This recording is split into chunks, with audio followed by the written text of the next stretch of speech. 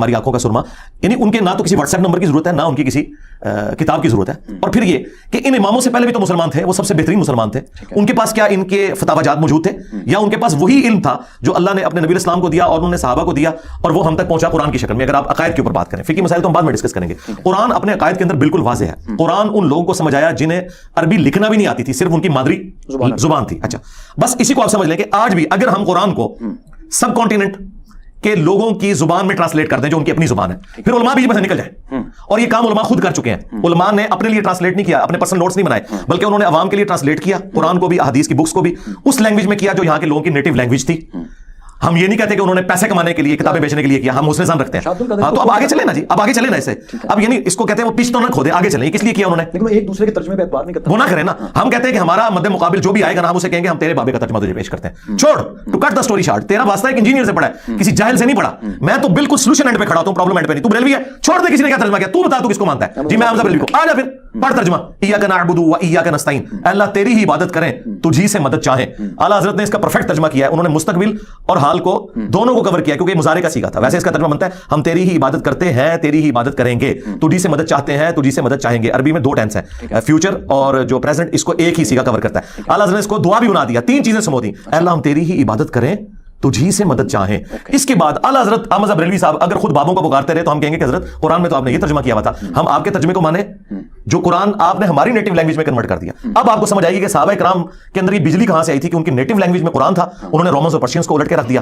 اللہ کے فضل سے انہوں نے ہماری نیٹو لینگویج میں قرآن اور سنت کو کیا, ہم نے ان کے علم سے استفادہ کر کے بریلویت اور دیوبندیت کو الٹ دیا, وہابیت کو الٹ دیا, رافضیت کو الٹ دیا. اللہ کے فضل سے. اچھا مجھے یہ بتائیے کہ آپ کا جتنا بھی جب آپ کہتے ہیں علمی کتابی, تو اس سے مراد آپ کی صحیح ستہ ہے, قرآن پاک ہے, یا اس کے علاوہ کوئی تفسیر بھی ہے جو سب سے پہلے لکھی گئی, ان سے بھی آپ کی مراد ہے, یا صرف صحیح ستہ اور قرآن پاک کی بات؟ دیکھیں اس چیز کو پہلے آپ کلیئر کر لیں کہ میں نے آج تک کوئی ایسا نظریہ لانچ نہیں کیا جو مجھ سے پہلے اس پلانٹ ارتھ پہ مسلمانوں کا عقیدہ نہ ہو. بالکل ٹھیک ہے, تو مجھ پہ یہ اعتراض ختم ہو گیا, یہ دین کی اپنی انٹرپریٹیشن کر رہا ہے, یہ اتنا جھوٹ بول رہے ہیں. ان کو میں نے چیلنج دیا, آج تک کوئی بندہ سامنے نہیں آیا جو میرا یہ چیلنج قبول کرے کہ میں نے کہا میرا ایک نظریہ جو مجھ سے پہلے پلانٹ ارتھ پہ مسلمان نہ مانتے ہوں.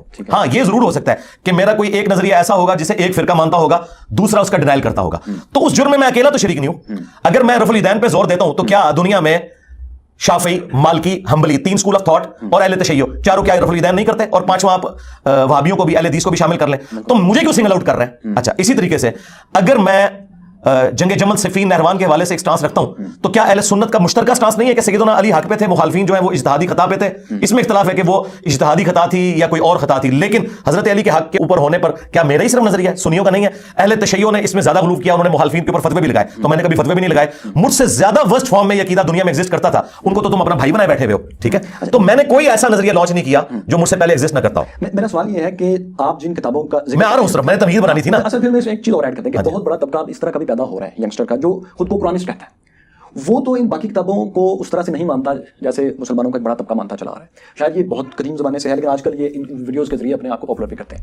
قرآنسٹ کو ایڈریس کرنے کے لیے آپ کے پاس کیا طریقہ ہے, جبکہ وہ تو ان باقی کتابوں کو مانتے ہی نہیں؟ وہ آپ کا سوال تو وہیں رہ گیا نا, یہ تو سوال اگلا آ گیا. ہاں بس اس کو ایڈ کر کے. ہاں وہ تو یہ پھر اس پہ میں 20 منٹ بولوں گا. آپ مقدمہ پوچھ رہے ہیں نا, اگر آپ مجھ سے یہ پوچھیں کہ فجر کے کتنے فرض ہیں وہ تو میں آپ کو دو بتا دوں گا, لیکن آپ مسائل پوچھیں گے تو پھر تو یہ تو پی ایچ ڈی تھیسس ہے. پہلے میں پہلے پورشن کے اوپر آتا ہوں کہ کتابیں شروع سے تھیں, سارے مانتے تھے, نظریات بھی شروع سے تھے. میں نے یہ کیا کہ کرٹیکلی اس کا انالیسس کیا کہ کس معاملے میں کس نے ڈنڈی ماری ہے, اور میں عوام کو بتاؤں کہ اس معاملے میں سنی صحیح کہہ رہے ہیں, اس میں شیعہ ٹھیک کہہ رہے ہیں, اس میں وہابی ٹھیک کہہ رہے ہیں. ٹھیک ہے, کوئی ایک نظریہ ایسا لانچ نہیں کیا جس میں کہوں کہ یہ سارے غلط ہیں اور میں ٹھیک کہہ رہا ہوں, ایسا کوئی نہیں ہے, آج تک کوئی سامنے نہیں لا سکا. لہٰذا مجھے سنگل آؤٹ کرنا, اس میں اکثر بولتا ہوں کہ 99 قتل تو ان سب لوگوں نے کیا ہے, جب یہ کہتے ہیں ہمارے سوا سارے فرقے جہنمی ہیں, اور میں نے تمہیں بھی ہائی لائٹ کر دیا, اور جہنمی نہیں کہا, میں تمہارے پیچھے نمازیں پڑھتا ہوں, تمہیں چندے دیتا ہوں, میں نے مسجد کو علادہ نہیں بنائی, چندہ بک نہیں بنائی, مدرسہ نہیں بنایا, تم لوگ تو ایک دوسرے کو کافر سمجھتے تھے, میرے سے زیادہ پولائٹ بندے ہی کوئی نہیں پلانٹ ارتھ کے اوپر. اب آ جائیں کتابیں, وہ سارے مانتے تھے, اہل سنت کی ایگریڈ اپان کتابیں قرآن کے بعد وہ 6 کتابیں ہیں جن کے اوپر اتفاق ہے, باقی کتابیں بھی ہیں لیکن ان کو اللہ تعالیٰ نے زیادہ مقبولیت دی, بخاری, مسلم, ابو داؤد, ترمذی, نسائی, ابن ماجہ.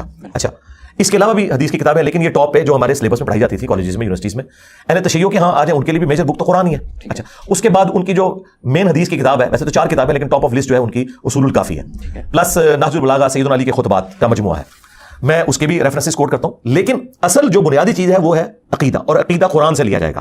احادیث سپورٹیو ہوں گی, ہماری ٹیکسٹ بک قرآن ہے, حدیث ہماری ٹیکسٹ بک نہیں ہے, وہ ریفرنس بک ہے, قرآن کی ایکسپلینیشن. اسے بیان القرآن قرآن میں کہا گیا کہ نبی اسلام نے اسے بیان فرمایا. وہ سنت کا ریکارڈ عملی تواتر سے بھی ٹرانسفر ہوا جسے ہم اجماع امت کہتے ہیں, اور اسی کا ریٹن ریکارڈ آج سے 1200 سال پہلے آلموسٹ فریز ہوا احادیث کی کتابوں کی شکل میں.